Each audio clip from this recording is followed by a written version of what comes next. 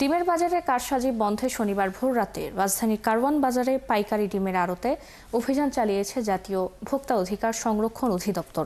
এ সময় ডিম কেনাবেচার রসিদ দেখাতে না পারায় দুটি প্রতিষ্ঠানকে 50,000 টাকা জরিমানা করা হয়।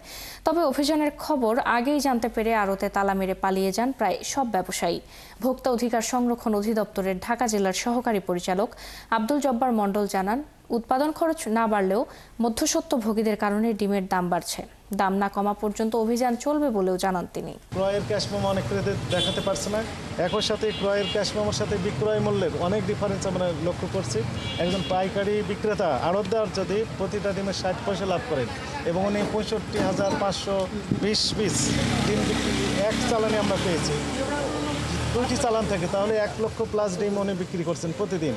তো 1 লক্ষ ডিম যদি বিক্রি করেন তাহলে 60 পয়সা ডিমে লাভ করলে ওনার 60,000 টাকা লাভ হচ্ছে। এটি অত্যধিক বেশি লাভ হয়ে যায়।